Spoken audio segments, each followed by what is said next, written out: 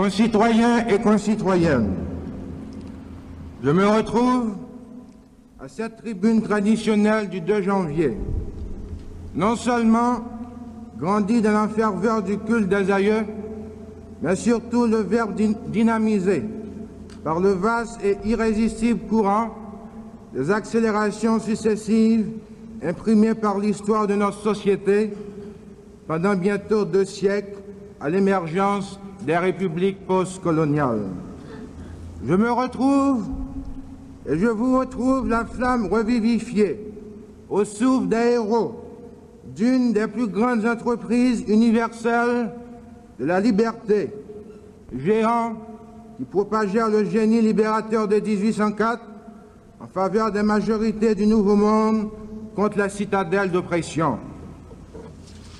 Et parce que nous sommes, vous et moi, les héritiers légitimes de ces bâtisseurs de civilisations caraïbes et américaines, d'égalité et de justice, il est légitime que la réflexion et le discours politique du jour revendiquent notre noblesse et notre fierté d'avoir aujourd'hui accentué l'enrichissement du patrimoine avec le nouvel armement stratégique des batailles de la paix. Le développement, comme vous le savez, constitue le champ opérationnel de ces combats. Les meneurs successifs de l'après-1804, confrontés à l'urgence des reconversions du contrat social nouveau, formulé par la révolution politique de notre indépendance nationale, auront parcouru une longue marche entrecoupée de ruptures douloureuses. Nous avons reçu de leur quête d'équilibre entre des classes déterminées par la stratification saint-domingoise, cette admirable plateforme aménagée par le leader de 1957, mon illustre prédécesseur et père, le docteur François Duvalier. Prenant appui sur ce support de l'unité nationale, nous avons donné le branle à notre révolution économique, ensemble de propositions et d'entreprises efficientes pour conduire la communauté dessalinienne au terme de son destin de grandeur. L'histoire de la première décennie de mon leadership retiendra, avec les masses et les élites haïtiennes, que la mise sur rail de cette stratégie est effectuée dans le dialogue démocratique. Nous avons systématiquement et progressivement dynamisé les instruments gouvernementaux de communication avec le peuple, y ajoutant le plus souvent possible des concertations d'homme à homme sur le terrain de l'arrière-pays pour motiver et mobiliser au profit de la grande croisade du développement les couches jadis les moins sollicitées. La tribune de la coordination et de l'information a connu un remarquable effort de croissance et d'amélioration qui vient de culminer après la modernisation du journal Le Nouveau Monde et l'implantation de la radio nationale avec la mise en onde de la télévision nationale. Et cette politique d'équipement de l'information s'est également préoccupée de la qualification des cadres dont plusieurs se sont recyclés ou spécialisés dans des centres étrangers technologiquement plus avancés. J'éprouve la plus grande fierté de pouvoir clamer à la face du monde que les médias gouvernementaux ne se sont jamais écartés de la noble et patriotique mission de véhiculer les seules thématiques susceptibles d'enrichir la formation spirituelle, morale et culturelle de l'homme haïtien dans le respect rigoureux de son identité, de sa dignité et de son rêve de développement. Je me suis même volontairement dépouillé de toute tendance monopoliste, qui se fut d'ailleurs irréfutablement justifiée dans la suprématie des intérêts de la révolution économique pour ouvrir un espace libéral à la circulation de l'information et de l'opinion.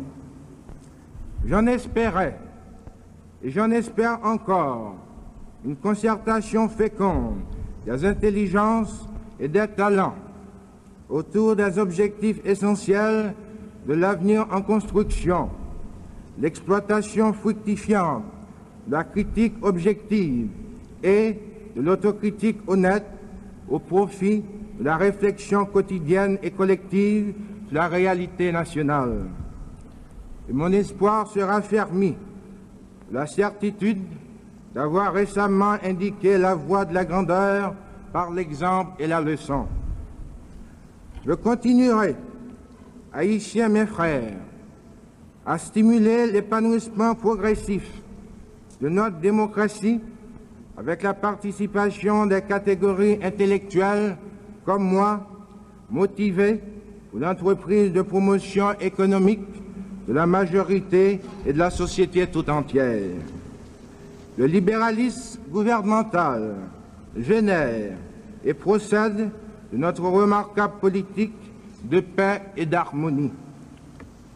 Au département de l'Intérieur et de la Défense nationale, où fonctionnent chaque jour les mécanismes de sécurité des personnes, des biens et du territoire, des cadres conscientisés veillent scrupuleusement sur le maintien rigoureux des conditions de cette paix.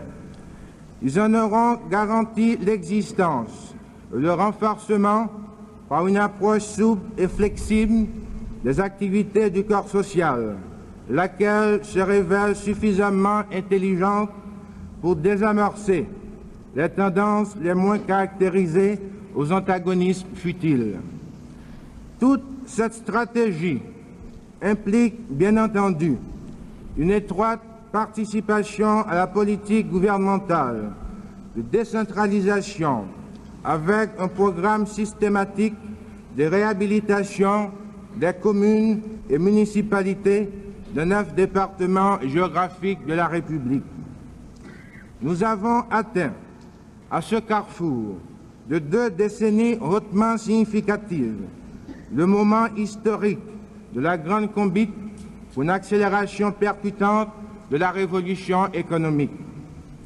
En effet, chers concitoyens, l'œuvre grandiose en gestation nécessite non seulement l'ordre, la paix, la stabilité, le nationalisme éclairé, la confiance réciproque entre les diverses composantes de la communauté nationale, mais encore, et ceci découle de cela, la mise en œuvre d'une politique économique et sociale réaliste. Par ainsi, se définit et s'impose le rôle du pouvoir politique en tant que gestionnaire et coordonnateur des activités de tous les secteurs. Les choix et les priorités retenues par mon gouvernement participent de tous les aspects de la vie nationale. Les objectifs majeurs poursuivis durant l'exercice écoulé visaient à garantir la suffisance alimentaire, à réduire le déficit de la balance commerciale, à améliorer les revenus des masses urbaines et rurales, à stabiliser les prix intérieurs des biens essentiels et à contenir l'inflation. Cette nomenclature non exhaustive situe ma philosophie politique de régénération progressive et certaine de l'homme haïtien. Et les pouvoirs publics se sont dotés des moyens qui permettent d'en projeter la vision sur la réalité. Des mesures pertinentes ont porté sur la fiscalité, les prix, le crédit et la dépense publique.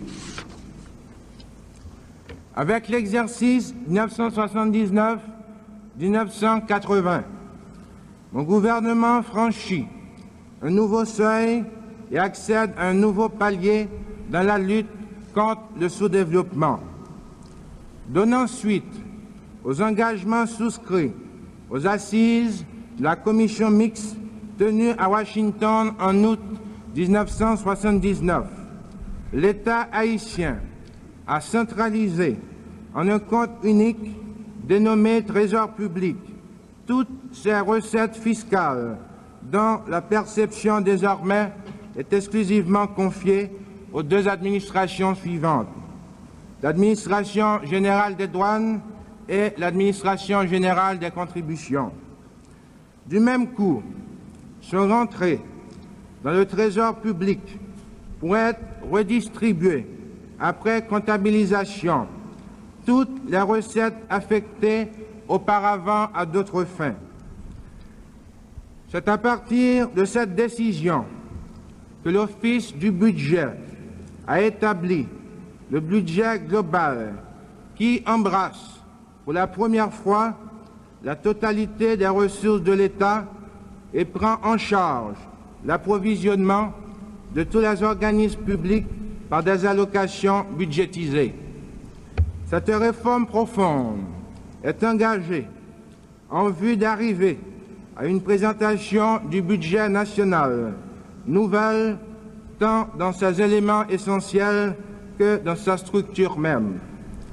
D'un montant global de 192 millions de gourdes pour l'exercice fiscal 1958-1959, le budget national est passé à un montant d'1,7 milliard de gourdes pour l'exercice en cours.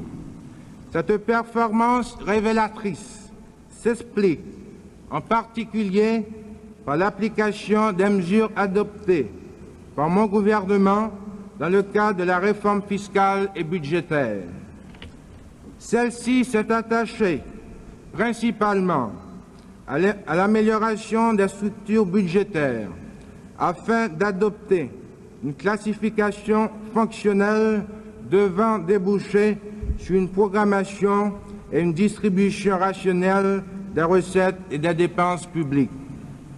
Ce réaménagement positif des structures doit conduire nécessairement à une meilleure coordination des tâches, la planification globale du développement national et la consolidation des comptes gouvernementaux, créant ainsi un cadre plus conforme à une gestion efficiente du secteur public. Notre politique fiscale s'est engagée, d'une part, dans le contrôle rigoureux de la perception des recettes afin d'éliminer la fraude ou l'évasion, d'autre part, dans l'expertise systématique des franchises douanières consenties par l'État aux investisseurs industriels, et elles s'orientent de plus en plus vers la justice fiscale. Pour la première fois dans l'histoire financière de notre pays, les recettes et les dépenses réelles de l'État ont pu être déterminées avec exactitude et les prévisions de rentrée budgétaire ont été dépassées. Ce bilan positif de croissance illustre ma politique d'équilibre dynamique entre les secteurs de l'économie nationale. Mon gouvernement a dû intervenir de plus en plus souvent afin de fixer les prix de certains produits de première nécessité et de certains services qui, laissés au libre jeu de l'offre et de la demande, se seraient trouvés très vite hors de portée des catégories sociales à bas revenus. Dans les prochains mois, l'action du département du commerce et de l'industrie s'accentuera sur une révision de la législation sur les prix en coordonnant les divers textes actuels concernant la matière et en les adaptant aux nécessités du moment. La détermination de marges bénéficiaires pour les principaux produits de première nécessité et les services essentiels. Une réorganisation qualitative et quantitative du service d'inspection des comptoirs de produits de consommation, l'expérimentation de magasins pilotes qui seront installés dans les zones d'habitat des catégories sociales les plus défavorisées et qui auront pour but de mettre à leur portée des produits courants à bas prix.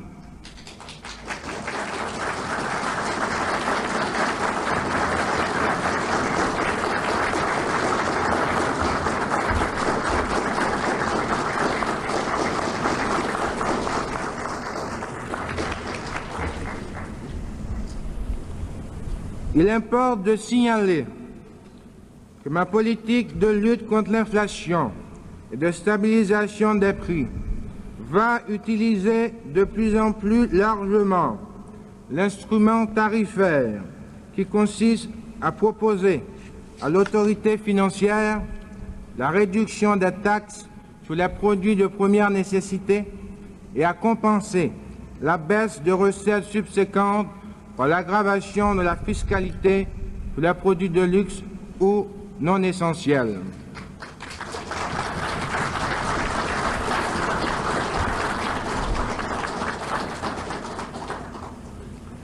Et pour absorber le plus que possible le méfait de l'inflation importée, j'ai prescrit et obtenu que l'extension des opérations de crédit à moyen et long terme, leur orientation privilégiée vers les secteurs productifs de l'agriculture et de l'industrie provoque une relance certaine et substantielle de l'économie nationale. Dans cette ligne d'action, l'effort conjugué du département du commerce et de l'IDAI visera également la distribution du crédit aux petites et moyennes entreprises. Il convient de souligner la création et l'organisation de la Banque centrale et de la Banque nationale de crédit en lieu et place de l'ancienne Banque nationale de la République d'Haïti. Le pouvoir monétaire que détient la Banque centrale par sa fonction de création de la monnaie obligatoire consiste à faire en sorte que notre économie soit correctement irriguée en moyens de paiement pour ne pas gêner les transactions des entreprises et des particuliers, ni provoquer de récession ou de tensions inflationnistes. En liaison avec les pouvoirs publics, la Banque centrale doit sauvegarder la valeur de la monnaie nationale en adaptant sa création à nos besoins économiques. En définitive, nous voulons que la Banque centrale soit étroitement associée à la politique nationale du développement économique et social. L'expansion de l'industrie se développe dans le cadre de la loi sur les industries nouvelles qui stimule l'investissement par l'octroi d'avantages fiscaux et douaniers. Des entreprises de sous-traitance représentant un investissement global de 5 millions de dollars et génératrices de 3 500 emplois nouveaux se sont installés au cours de l'année écoulée. Ce résultat s'amplifiera dans les prochains mois grâce à l'action de l'ONAPI, devenue récemment fonctionnelle et qui ne tardera pas à atteindre son véritable rythme de croisière du fait de la mise en place récente de ses organes de direction. Les bénéfices de cette politique se traduisent en chiffres dont l'éloquence se passe de commentaires. Cependant, cette croissance plus que significative ne doit pas faire oublier la persistance de certains déséquilibres structurels et la tendance déficitaire de la balance commerciale. L'un des coefficients de nos échanges extérieurs au cours des 5 dernières années a été en effet le déséquilibre de plus en plus marqué entre nos importations et nos exportations. Tandis que les prix des produits importés ont suivi le mouvement inflationniste ascensionnel, les produits exportés ont vu leur prix stagner quand ils n'ont pas carrément reculé. Pour pallier à ce déséquilibre, un service de promotion des exportations a été créé au sein de la direction du commerce extérieur du département du commerce et de l'industrie et s'assigne comme tâche essentielle la recherche de débouchés nouveaux pour nos produits, accompagnés d'une incitation à l'amélioration de la qualité des produits extérieurs. L'action de mon gouvernement se veut coordonnée pour un développement socio-économique intégral de l'homme haïtien. C'est pourquoi, peuple haïtien, convaincu que la poursuite d'un développement industriel efficace ne peut se réaliser en ordre dispersé, je recherche avant tout une meilleure coordination entre les autres organismes publics. C'est dans cet esprit que le département du commerce et de l'industrie travaille conjointement avec l'Institut de développement agricole et industriel en coopération avec l'ONUDI en vue de la réalisation d'un complexe textile intégré dans le plateau central, plus précisément à Tomone. L'exécution de ce programme devrait susciter 3 000 emplois directs et indirects.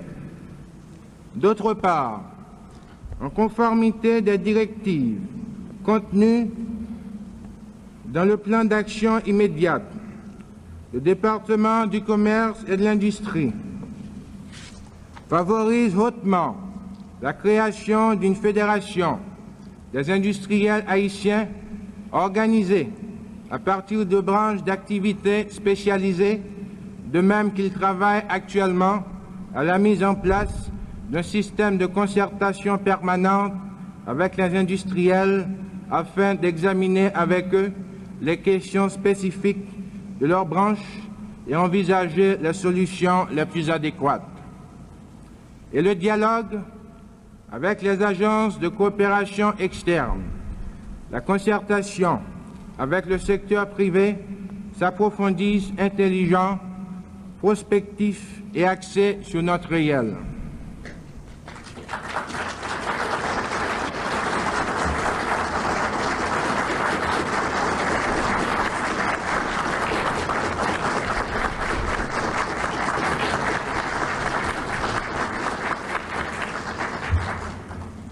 Engagé dans un processus de développement dynamique et pour prévenir toute cause de freinage, notre économie doit être soutenue par des services collectifs nombreux, importants, efficaces. Aussi, l'État prend-il de plus en plus en charge les secteurs de grande utilité nationale, comme en témoigne le niveau des investissements publics durant l'exercice écoulé. Investissement s'élevant à plus de 620 millions de gouttes courantes d'origine interne et externe.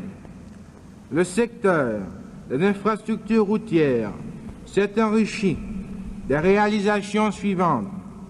Poursuite de la construction de la phase 2 de la route du Sud, Vieux-Bourdaquin-Les Cailles, aux constructions de routes asphaltées de deuxième classe dans la plaine du Nord, réhabilitation de routes secondaires agricoles, Saint-Raphaël-Pignon, Grande-Rivière du Nord, Baron, Les Cailles-Campérin et Carrefour-Tomaso, reconstruction de routes de desserte dans l'ère de l'ODN. Parallèlement, se sont effectués les travaux d'entretien des deux principaux axes routiers et de certains tronçons de routes départementales, notamment Mirebalais-La Chapelle et Mirebalais-Tomone. Le transport maritime a élargi son champ d'activité, soit par l'adoption de mesures institutionnelles appropriées, création du service du cabotage national, soit par des réalisations concrètes, achèvement de la reconstruction de l'ancien wharf de Port-au-Prince, construction de 3 ports de cabotage à Port-de-Paix, Port-au-Prince et Jérémie, soit par des études de réalisation prochaine, études du port du Cap-Haïtien, études de l'installation d'aide à la navigation, phares et balises pour tout le pays. À l'actif du transport aérien doivent être retenus les importants travaux exécutés à l'aéroport international François Duvalier de Port-au-Prince, l'extension de 2000 pieds de la piste d'atterrissage lui permettant de recevoir les plus gros types d'avions, l'agrandissement du complexe d'accueil et de l'aire de parking pour avions, l'augmentation de la capacité des entrepôts constituent autant d'interventions heureuses. Allant de pair avec ces travaux, des stages d'entraînement ont familiarisé tout le personnel avec les moyens de lutte contre l'incendie. Ajoutons-y la formation de 20 nouveaux opérateurs radio, un financement de près de 120 millions de gourdes de ressources tant internes qu'externes a été affecté à ce sous-secteur. L'achèvement et la mise en opération de la centrale hydroélectrique Jean-Claude Duvalier de Drouet ont augmenté le potentiel énergétique des villes de Saint-Marc et des Gonaïves, électrifié les bourgs de Pont-Sondé, Pont-Lester et une bonne partie de la plaine de l'Artibonite. Du même coup, les pompes d'irrigation de Déronville ont bénéficié d'une source d'énergie stable et peu coûteuse. D'autres villes ont été dotées d'installations thermiques de génération du courant électrique, citant Gangoave, Marfranc, Ouanamètre, Saint-Louis-du-Nord. Les investissements consentis à ce sous-secteur ont atteint un montant de plus de 40 millions de gourdes, dont 22 en ressources nationales et 18 en aide étrangère. Les structures des télécommunications, facteurs importants du développement, ont été renforcées de façon appréciable. La CAMEP, de son côté, a réalisé des travaux d'envergure pour augmenter la quantité d'eau potable disponible et en assurer une meilleure distribution dans la capitale. Un grand dossier d'études et de projets figure au canevas de travail du département des travaux publics pour les mois à venir. Il couvre entre autres, le drainage de Port-au-Prince, la construction du boulevard de la Saline, l'érection du marché de la Croix des Beaux-Salles et l'asphaltage des rues dans certaines agglomérations urbaines de province.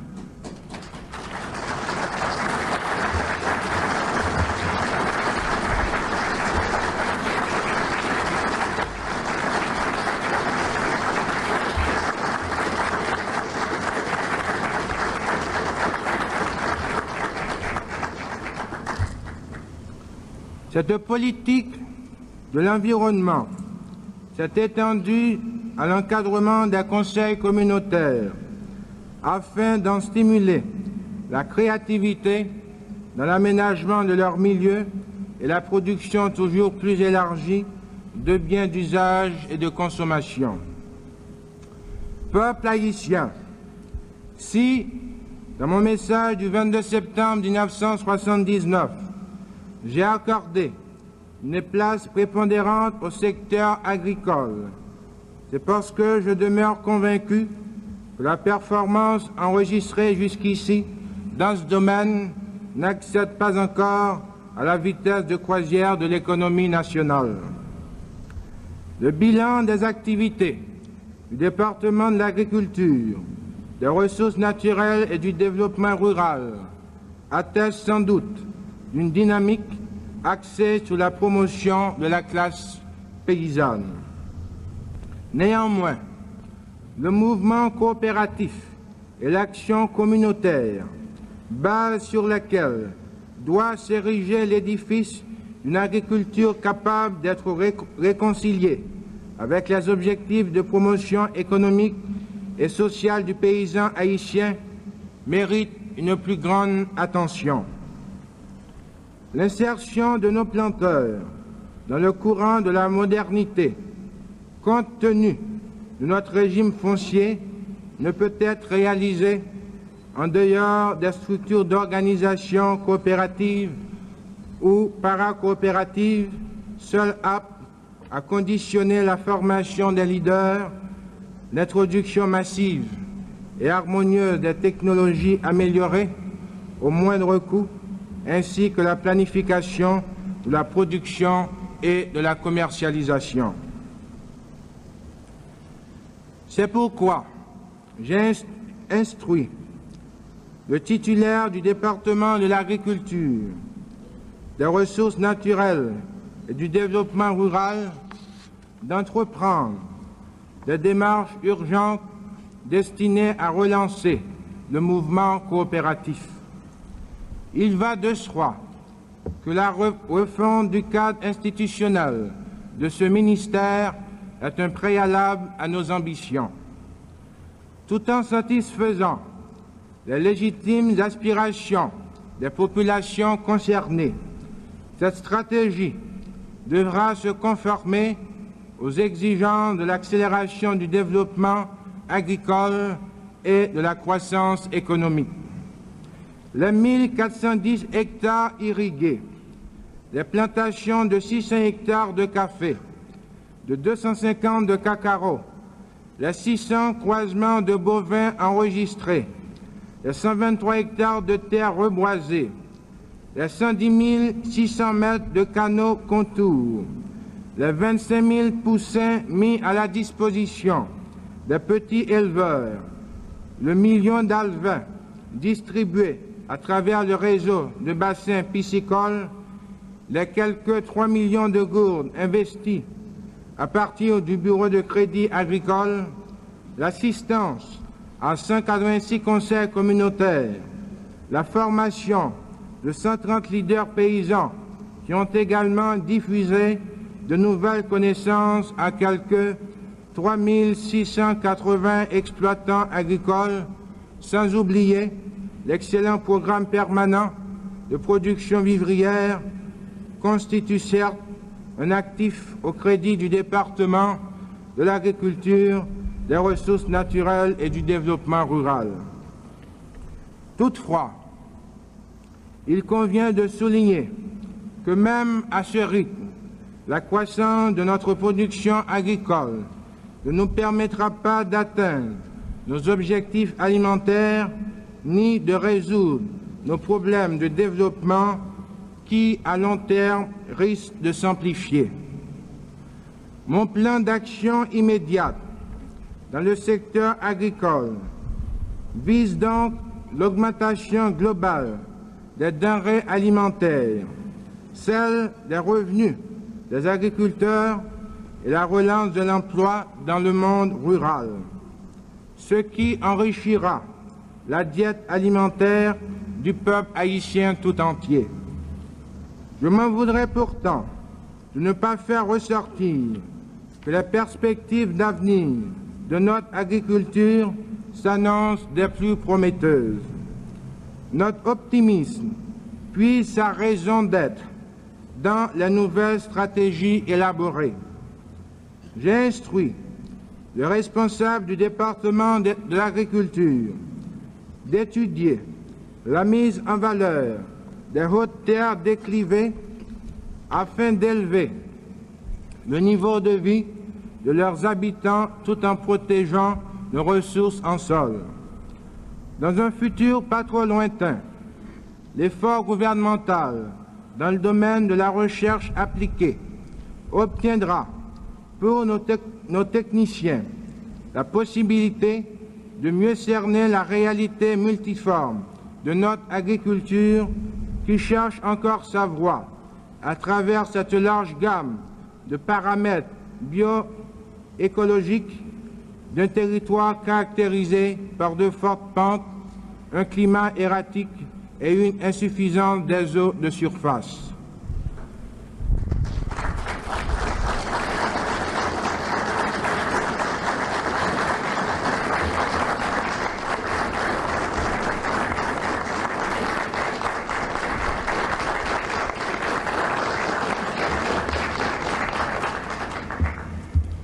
Dans le cadre de la révolution économique engagée sur différents fronts par le gouvernement de la République, nos espoirs pour un lendemain meilleur se fondent aussi sur la promotion de l'industrie minière et l'exploitation rationnelle de nos ressources énergétiques. En exécution de la politique prévue pour le secteur minier, il a été entrepris une campagne très poussée de reconnaissance et de prospection générale à l'échelle du pays.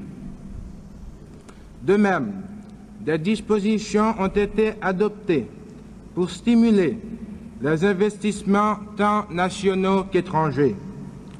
Au cours de l'année 1979, face à l'aggravation de la crise énergétique mondiale, des efforts particuliers ont dû être consentis dans la recherche et le développement des sources non conventionnelles d'énergie telles la géothermie, la bioénergie, l'énergie solaire. Un accord a été signé avec l'Organisation latino-américaine de l'énergie pour la participation de notre pays à des travaux régionaux de reconnaissance géothermique. La première phase de ces travaux, commencée en juillet dernier, a déjà abouti à des résultats encourageants quant à l'existence en Haïti d'un potentiel géothermique à moyenne et basse enthalpie. Un autre accord avec la République fédérale d'Allemagne nous permettra, à partir de janvier de la présente année, de commencer les forages en vue de préciser le tonnage du gisement de lignite de Maïssane, estimé en fonction des travaux de prospection préliminaires à environ 40 millions de tonnes. Les recherches au laboratoire du département des mines et des ressources énergétiques se sont intensifiées pour la mise au point d'un combustible artificiel de substitution au charbon de bois et au bois utilisé comme combustible dans la petite et moyenne industrie. En ce qui a trait à l'énergie solaire, les techniciens du département des mines et des ressources énergétiques ont conçu et réalisé un séchoir solaire parallèlement à l'expérimentation des fours, chauffe-eau et distillateurs solaires fabriqués en Afrique. Dans le domaine de la recherche pétrolière, les techniciens haïtiens et étrangers se sont astreints à l'analyse et à l'interprétation des données de prospection et de forage recueillies au cours de la première phase des recherches préparatoire à une nouvelle campagne de prospection géophysique dans la partie centrale du pays. Ces travaux seront menés par la Anschutz Overseas Corporation, avec laquelle un contrat pétrolier a été signé, faisant suite à la forclusion de celui qu'il y a l'État haïtien à la compagnie IDECA qui n'a pas pu honorer ses engagements contractuels. Pour les minéraux métalliques, la prospection générale de la partie nord du pays a été achevée. Les travaux d'évaluation des gîtes de Douvray et Blondin au sud de Terrier-Rouge, de même que les chantiers de Montorganisé et de Vallières, opérationnels depuis un an, se sont poursuivis suivant le calendrier prévu. Plus de 5000 mètres de forage ont été réalisés et les échantillons recueillis sont analysés au laboratoire du département des mines et des ressources énergétiques. Un nouvel objectif, or, cuivre, argent, a été mis en évidence du côté de la Grande Rivière du Nord sur la base des données géophysiques et géochimiques. 550 000 tonnes longues de minerais secs de bauxite ont été exportées du port de Miragoâne. La prospection de la bauxite en dehors de Miragoâne se poursuit en tenant compte des possibilités de son utilisation à des fins non métalliques. En ce qui concerne les minéraux non métalliques, l'accent a été mis sur la reconnaissance des indices d'argile, de sable siliceux et de JAPS. Les travaux d'évaluation des indices de sable bitumeux de la Grand'Anse ont commencé au mois d'octobre 1979 par une reconnaissance géologique de surface et le percement d'une route d'accès au site. Après 2 années de prospection, les premières carrières de marbre ont été ouvertes dans la région des Gonaïves. Dans un effort conjoint du secteur public et du secteur privé, l'installation d'ateliers de traitement actuellement en cours permettra la commercialisation du produit fini dans un avenir très proche.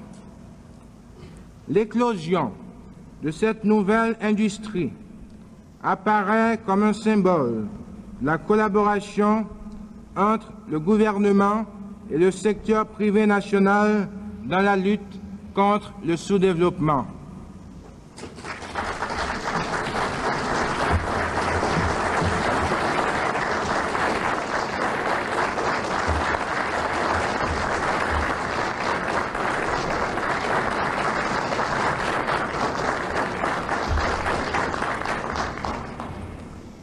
Il est évident, haïtiens mes frères, que ces politiques recherchent le plein emploi et l'autarcie alimentaire. Et mes démarches de santé procèdent de la même volonté de régénération nationale. Dans les établissements de santé de Port-de-Paix, des Gonaïves, du Cap-Haïtien, de Saint-Maur, de Hinche, de Jacmel, d'Écailles ou de Jérémie, d'importantes modifications ont été opérées, allant de simples réparations à l'addition de nouveaux services ou à la rénovation complète des édifices. Des travaux similaires ont été entrepris dans tous les centres de santé de la capitale et à l'hôpital de l'Université d'État d'Haïti, où vient d'être inauguré un complexe chirurgical de 3 étages pourvu de matériel et d'un équipement moderne.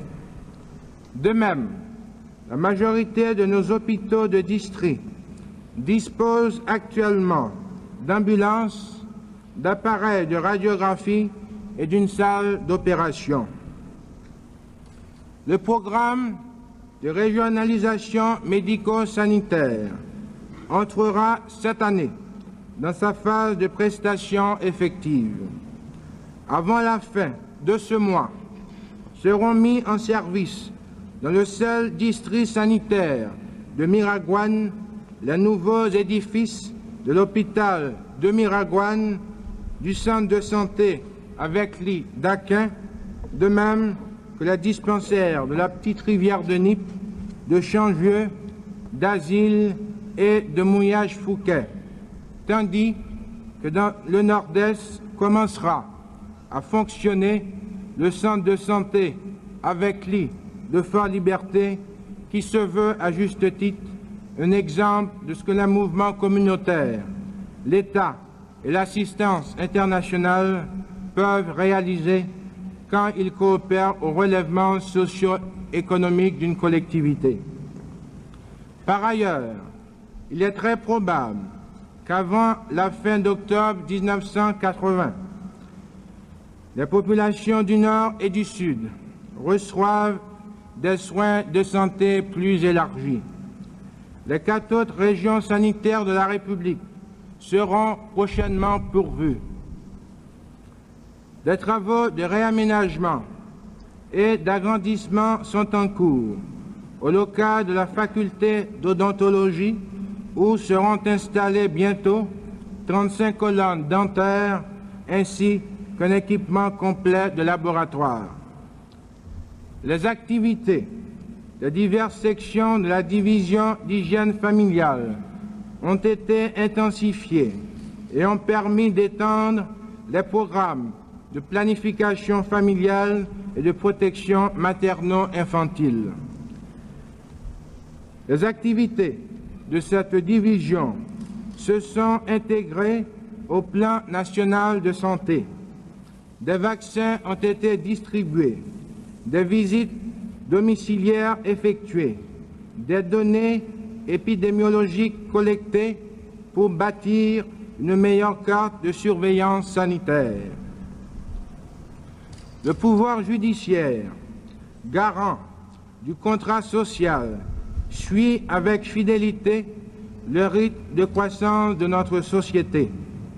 C'est ainsi que pour plus d'efficience et d'efficacité, s'opère le rajeunissement des cadres pour une meilleure et plus dynamique distribution de la justice. Des séminaires de recyclage adaptent les notaires, les juges de paix, les officiers d'état civil aux nouvelles conditions du pays haïtien. Quant aux archives nationales, mémoire officielle de notre peuple, elles se mettent à l'heure du développement. L'institution s'équipe au fur et à mesure de moyens modernes aptes à lui assurer la conservation et l'utilisation rationnelle des documents qu'elle détient. Par ailleurs, alarmé par de nombreuses plaintes fondées sur des dépossessions arbitraires, le département de la justice, suivant mes instructions, s'est attaché à rétablir dans leurs droits et prérogatives les propriétaires indûment spoliés. La commission présidentielle agraire permanente s'est vue soumettre 258 affaires en 1979. 206 d'entre elles ont été évacuées. Les 52 autres sont en cours d'examen. Dans la vallée de l'Artibonite, l'administration générale des contributions s'est référée à cette commission pour 260 dossiers et l'instance a reconnu valables les titres de 67 parcelles. De judicieuses mesures législatives sont venues renforcer notre environnement juridique pour une harmonisation encore plus accentuée des rapports sociaux. Je pense au décret du 29 mars 1979 réglementant sur de nouvelles bases la profession d'avocat, à la loi du 26 juillet 1979 modifiant l'article 48 de la loi du 5 septembre 1951 sur l'appel en matière pénale, à la loi du 5 septembre 1979 sur l'expropriation pour cause d'utilité publique, à la loi du 6 septembre 1979 instituant à Port-au-Prince le tribunal spécial du travail, au décret du 28 septembre 1979 créant dans la juridiction de Port-au-Prince un 4e cabinet d'instruction. Mes démarches gouvernementales d'ouverture et d'intelligente justice sociale ne peuvent souffrir que la femme haïtienne soit encore assujettie à des restrictions aberrantes. Si, pour l'accession d'une de nos concitoyennes à la magistrature, l'année 1979 a marqué une solennelle et expressive étape de l'évolution de ses droits, 1980 comptera prestigieusement dans sa marche vers une libération totale et définitive.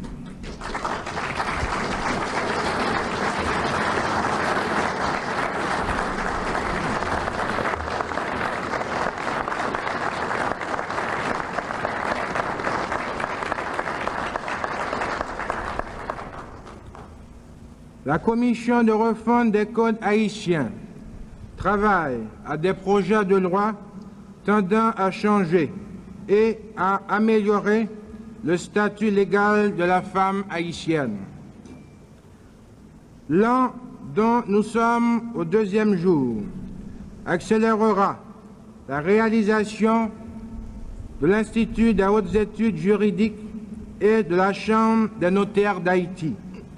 Les lois organiques y relatives seront bientôt élaborées.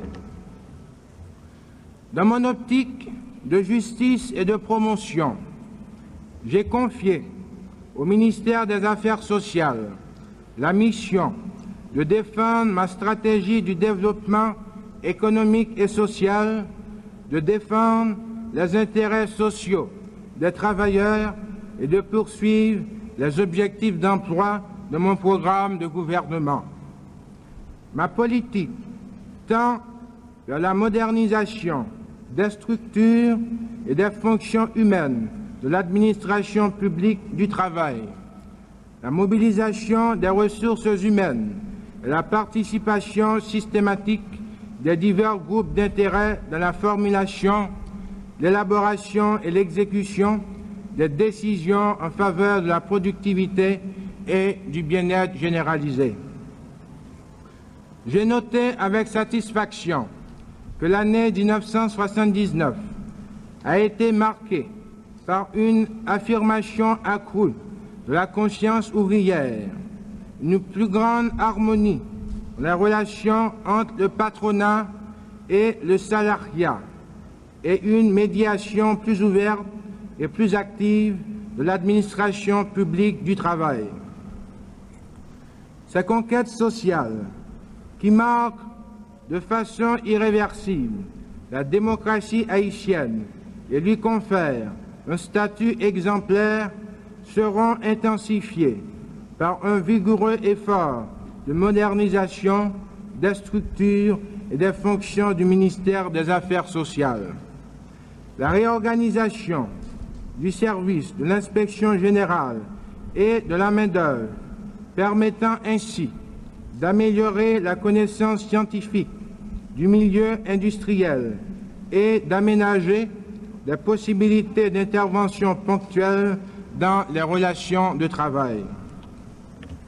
Ma politique de l'emploi étant corrélative d'un système de sécurité sociale adapté aux conditions socio-économiques du milieu haïtien, j'ai décidé de regrouper l'Office d'assurance accident, maladie, maternité, l'Office national d'assurance vieillesse, l'Office national du logement, l'Institut du bien-être social et de recherche dans une entité organique cohérente dotée des moyens matériels et techniques adéquats.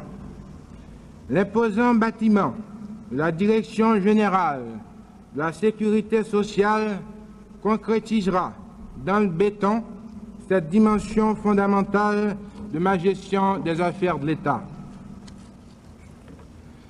De concert avec son effort d'industrialisation, mon gouvernement a procédé, par le canal de l'Office national d'artisanat, à un inventaire de la production artisanale et des matières premières, à l'introduction de nouvelles branches de production, à la fourniture de matériel, d'assistance technique et de formation professionnelle aux organisations artisanales déjà établies. L'année 1980 sera marquée par la mise en marche d'une politique élargie d'assurance maladie et maternité, par des mesures de protection accrues en faveur des ouvriers industriels et agricoles, par la construction accélérée de logements sociaux à Port-au-Prince, dans les villes de province et dans l'arrière-pays, par une assistance de grande envergure aux catégories sociales marginales des villes et des campagnes.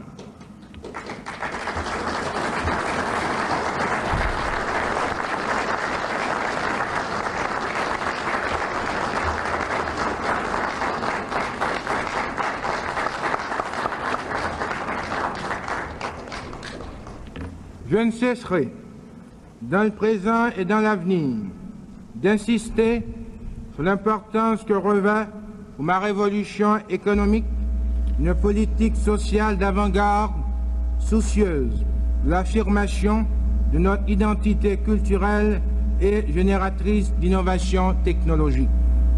C'est là une responsabilité et un engagement auquel je convie tous mes concitoyens et mes concitoyennes. Mon gouvernement, qui considère l'éducation comme l'un des principaux leviers du développement, a accordé à ce secteur toute son attention. Face aux besoins immédiats des masses de l'arrière-pays, mon gouvernement a su imposer cette dynamique à un vaste plan d'action. En effet, pour réduire les inégalités d'accès à l'éducation, 5 innovations ont été introduites dans notre système éducatif. La définition de notre programme d'enseignement, du profil d'entrée et de sortie de l'écolier haïtien. L'introduction d'un programme de pré-apprentissage, l'accès par la grande porte du créole haïtien à côté du français comme langue d'enseignement dans nos écoles. La suppression des examens officiels du certificat d'études primaires. Les augmentations de l'ordre de plus de 60% accordées aux instituteurs et qui élèvent leur salaire de base de 300 à 500 gourdes. Peuple haïtien, je prends plaisir à souligner également que pour la première fois dans l'histoire de notre pays, le budget de l'éducation dépasse celui de la défense.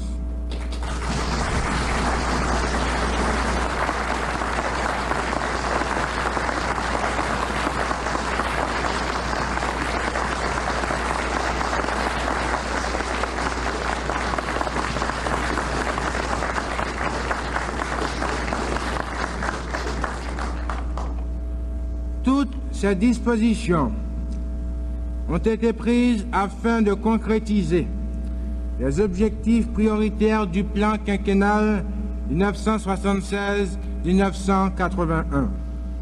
En effet, entre 1980 et 1982, plus de 170 écoles primaires auront été implantées en zone rurale et 20 seulement en zone urbaine grâce à des projets financés par des prêts de l'AID et de la BID.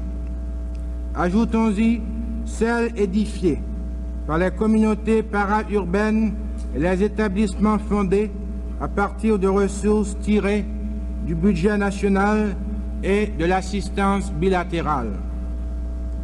Tandis qu'en 1976-1977, 572 625 élèves fréquentaient les institutions de la République, en 1978-79, il a été enregistré 659 249. Mais mon gouvernement entend que les projections faites dans le cadre du plan quinquennal soient respectés. Aussi, à la fin de l'année 1981, 695 931 jeunes pourront jouir des bienfaits de l'instruction. À partir du nouvel organigramme voté par l'Assemblée nationale en septembre dernier, j'ai doté les responsables de l'éducation de moyens susceptibles d'assurer le meilleur fonctionnement du système, de tout mettre en œuvre pour faciliter l'accès de nos élèves. En 1990, enfants de plus chaque année, et en 1990 et l'an 2000 à 7,5% d'enfants de plus. Actuellement, plus de milliers de jeunes d'âge scolaire suivent le soir des cours d'alphabétisation, se familiarisent avec le développement communautaire, écoutent les émissions de la radio éducative et reçoivent une formation dans les techniques artisanales. 5000 enseignants des secteurs publics et privés sont préparés en vue de l'application du nouveau programme.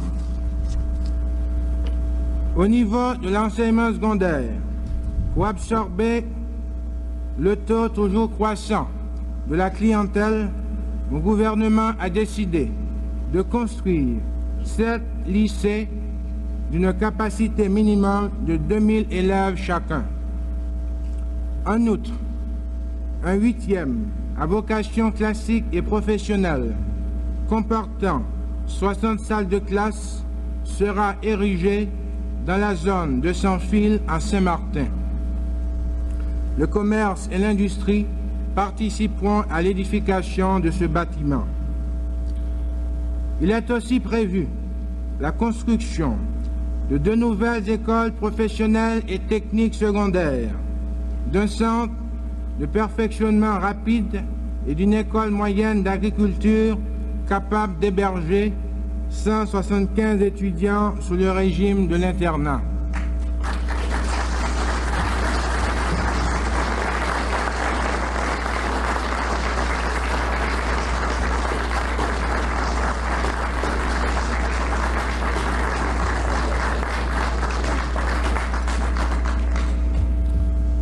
En ce qui concerne l'enseignement supérieur, des études sont menées en vue de la formation intégrée des élites intellectuelles. L'ONAC poursuit inlassablement son programme d'éducation des adultes. Plus de 2000 conseils d'action communautaire enregistrés exécutent partout des travaux d'infrastructure allant de la percée de routes de pénétration jusqu'à l'adduction d'eau potable et l'électrification. Cette programmation, dont je contrôle personnellement l'exécution, devra enfin nous permettre d'éliminer l'analphabétisme et d'accélérer le processus d'intégration de nos masses populaires dans le circuit du développement économique national. Cette nouvelle philosophie de mon gouvernement, qui vise à transformer l'homme haïtien en citoyen responsable, sera mise en application dans toutes les écoles et permettra à l'enfant et à l'adulte de retrouver leur identité culturelle pour participer activement à la grande conquête du développement. La jeunesse, espoir indéniable, doit contribuer à la gloire de notre pays. Dans ce but, j'ai créé un nouveau ministère qui puisse mieux assumer une partie de la formation de nos enfants, connaître et analyser les ressources de nos fils et de nos filles. Mes faveurs et ma protection sont toutes acquises à la noblesse et à l'engagement de cette jeunesse que je chéris du plus profond de mon être.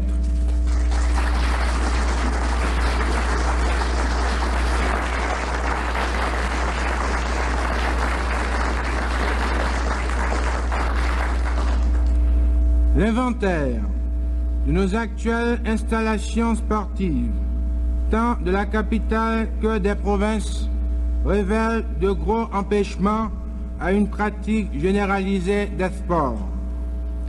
La commission scolaire, dont le travail et l'avenir sont indissolublement liés à la présence et à la participation parentale, a conçu un vaste programme qui permette l'initiation et bientôt facilitera le développement des compétitions de toutes classes et de toutes catégories d'élèves et d'étudiants. D'ailleurs, pour préparer l'enseignement et la diffusion du football, du volleyball, du basketball, un stage de perfectionnement et de recyclage fut organisé pendant l'été 1979. Port-au-Prince et ses banlieues vont bénéficier des études de la Secrétaireté d'État à la jeunesse et au sport, complétées par les compétences du département des travaux publics. Cette conjonction nous vaudra la création d'un complexe sportif dans l'aire de l'exposition. Les installations serviront aux trois grands sports et au tennis. Le futur centre sportif d'Adadou, de Saint-Martin, ouvrira ses portes aux enfants de Dalma et des environs, certainement avides de pratiquer en toute aisance et sécurité le tennis, le volley, le basket et le football. L'ancien parc Saint-Louis, revalorisé, attirera les gosses et les jeunes du Bel-Air et de sa périphérie. Les mesures de mon gouvernement s'étendront aux écoles de la République, dont les terrains constitués fourniront des moyens et d'éventuels équipements immédiatement utilisables. L'Institut national supérieur d'éducation physique et des sports, que nous comptons ouvrir, dispensera un enseignement théorique et pratique aux futurs agents de ce domaine important de la santé sportive. J'ai passé des instructions pour la création de directions départementales qui conduiront les lignes de la politique sportive et socio-éducative de mon gouvernement. La tutelle qu'exerce le ministère de la Jeunesse et des Sports sur les groupements nationaux n'est pas un décret virtuel, mais un guide de collaboration, un vecteur de progrès, un centre d'équilibre moral et intellectuel de nos enfants. Les artistes et les athlètes de ce pays sont déjà nés. L'aube de la nouvelle décennie leur apportera l'infrastructure nécessaire à leur entraînement, indispensable à leur épanouissement. Centres culturels, gymnases, terrains de jeu, tels seront les lieux de rencontres propices à solidariser les jeunes de mon pays, favoriser le développement des groupements communautaires, asseoir le patrimoine national. L'effort gouvernemental, bien compris, soutenu et transmis par les éducateurs déjà en activité, tend à débloquer les entraves de la promotion sportive et culturelle de notre jeunesse. Je promets de nombreuses semences de développement en 1980.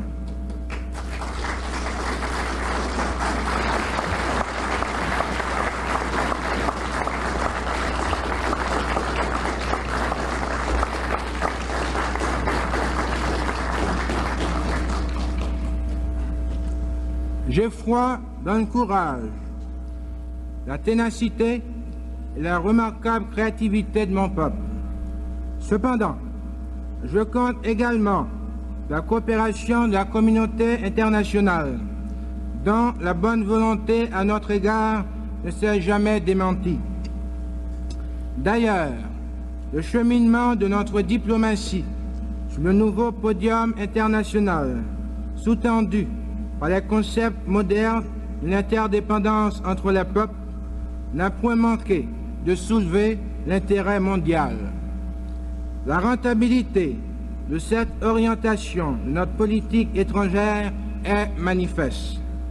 Elle nous a acquis le renforcement de notre amitié traditionnelle avec les puissances de l'Amérique du Nord, de l'Europe occidentale et de l'Amérique latine. De plus, Haïti participe résolument avec les pays du tiers-monde à des actions conjointes en vue d'instaurer un nouvel ordre économique plus équitable.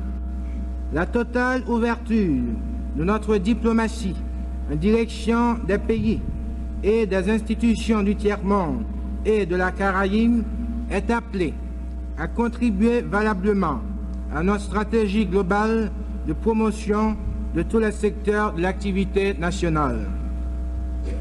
Dans la conjoncture actuelle, il est indéniable que l'impact de la coopération bilatérale soit une nécessité au palier économique, technique et culturel de notre développement.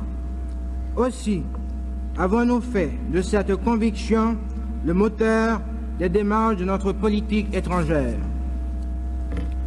Au niveau bilatéral, le gouvernement a engagé des négociations qui doivent conduire à l'instauration d'une structure de coopération entre Haïti et divers États de la Caraïbe, notamment la Jamaïque, la Barbade, Trinidad et Tobago.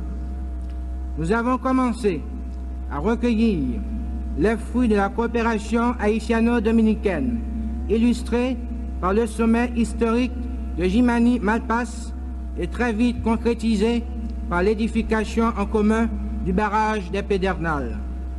L'accord de base que nous avons signé, le président Guzman et moi, détermine l'intensification progressive d'échanges favorables au développement et au progrès des deux peuples qui se partagent la souveraineté de l'île.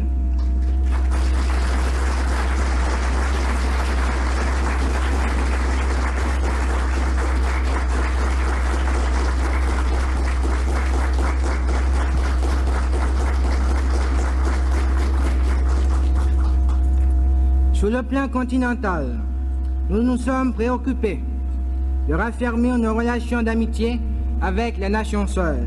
C'est ainsi que nous avons ratifié en février 1979 l'accord délimitant les frontières maritimes entre Haïti et la Colombie, pays avec lequel nous avons conclu un accord de coopération culturelle, scientifique et technique. De même, nos rapports privilégiés avec les États-Unis d'Amérique du Nord se développent dans le sens d'une coopération plus fructueuse. Mon gouvernement et le peuple haïtien souhaitent que l'assistance fournie par le grand voisin soit diversifiée et renforcée dans celui des investissements privés. La coopération haïtiano-canadienne s'est engagée dans des voies de grand intérêt pour le développement de notre pays. Des résultats concrets ont été enregistrés au profit de l'encadrement technique, administratif et pédagogique du secteur agricole. Un rapprochement certain entre la République d'Haïti et la communauté économique européenne se précise. Celle-ci nous a manifesté son désir de coopération en fournissant une assistance financière au projet de développement rural de Jacmel, à ceux de dimension sanitaire comme l'adduction d'eau potable dans plusieurs communautés rurales. La CEE envisage également des possibilités de participer à la construction d'une route de désenclavement de la presqu'île du Sud. La France, si proche de nous par la communauté de langue et de culture latine, a contribué à la restructuration et à la modernisation de l'aéroport du Cap Haïtien. Elle continue sa prestation combien précieuse dans le domaine de la pédagogie et de la technique. D'autres pays du vieux continent.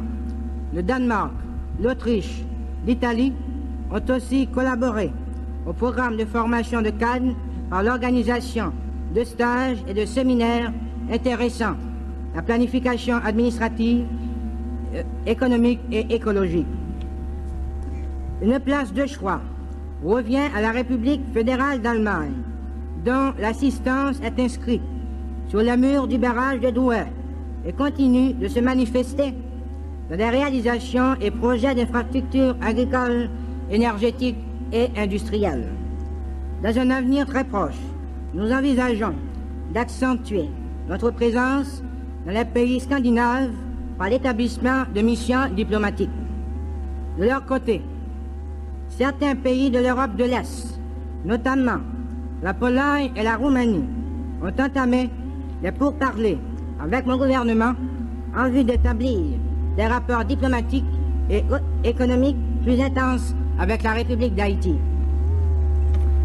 La diplomatie haïtienne a également entrepris d'élargir sa coopération avec la République de Taïwan et d'élever au rang d'ambassade sa représentation au Japon.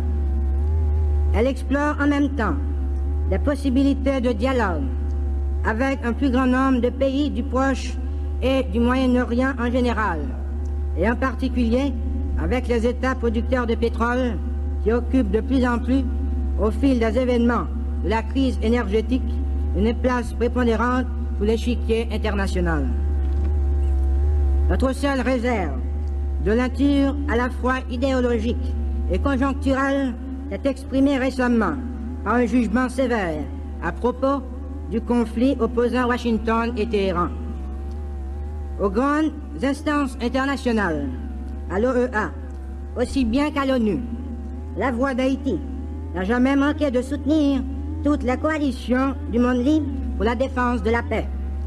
De même que nous appuyons sur les principes de l'autodétermination des peuples et de la non-discrimination, nous nous sommes prononcés pour l'émancipation immédiate des majorités nationales de l'Afrique australe et avons réaffirmé notre réprobation de la politique d'apartheid si attentatoire aux droits fondamentaux de la personne humaine.